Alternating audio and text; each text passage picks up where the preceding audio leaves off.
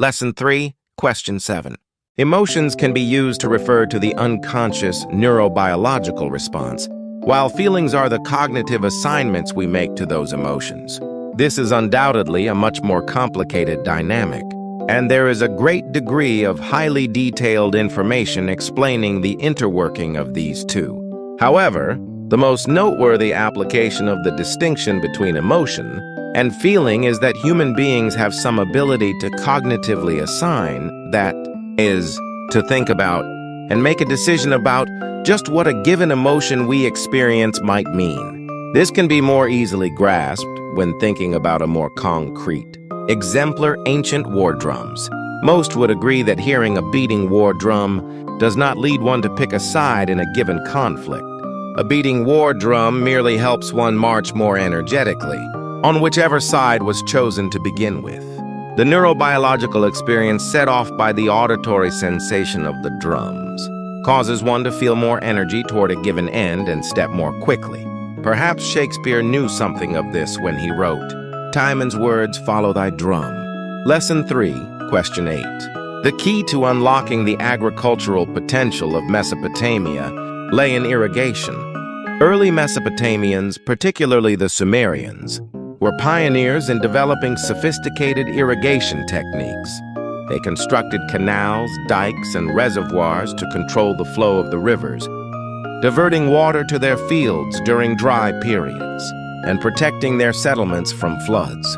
This monumental effort required cooperation and organization, on a scale previously unseen, leading to the development of complex social structures and the rise of powerful city-states.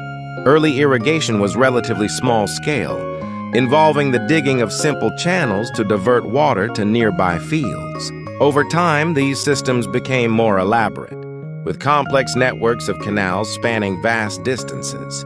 The construction and maintenance of these systems required a significant labor force, which was often organized and directed by temple priests or powerful leaders.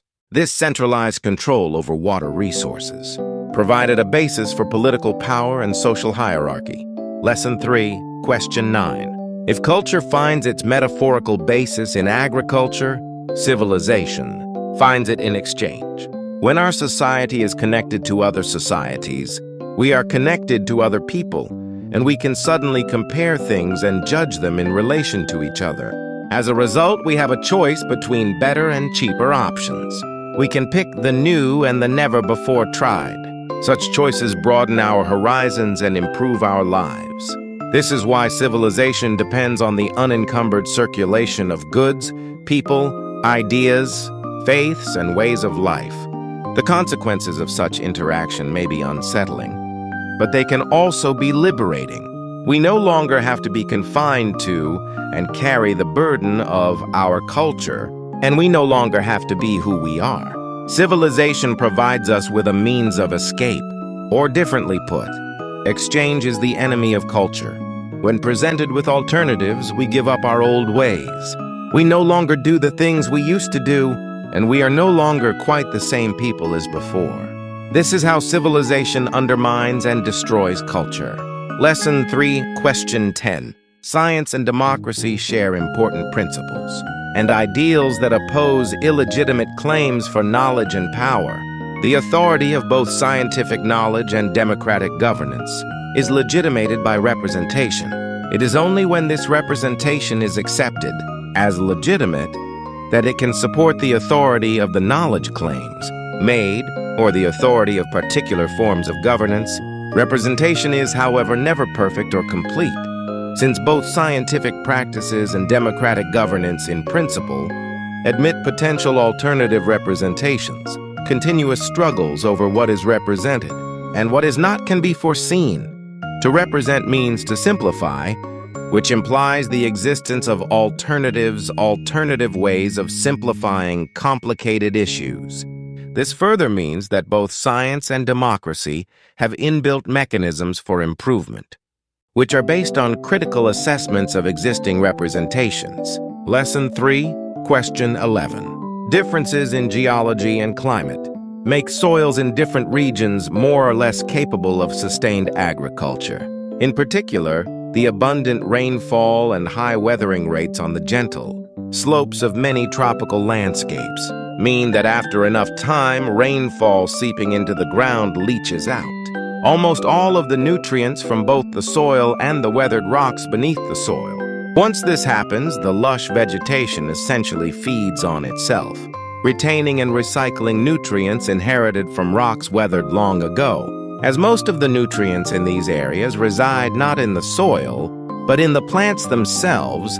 Once the native vegetation disappears, so does the productive capacity of the soil. Often too few nutrients remain to support either crops or livestock within decades of deforestation. Nutrient-poor tropical soils illustrate the general rule that life depends on recycling past life. Lesson 3, Question 12. Knowledge is power. And one way to measure the amount of trust on a team is by looking at how much information people keep to themselves. Low trust or share openly. High trust. Team leaders signal that they trust their team when they share privileged information with them. This could be sharing the team's finances or the budget handed down from higher-ups so that the whole team knows what they're working with and where the priorities are. It could also be competitive. Data or customer trends that are widely available but rarely shared. It could even be passing on information shared by another team. In a meeting, anytime someone says, "This stays here," the atmosphere changes. People know whatever follows is spoken in trust, and they respond to that feeling of being trusted with trustworthy behavior. People begin to feel like they're in the inner circle when they receive more information about their work or the environment than they usually do. They start to see how their work fits into the larger organizational whole.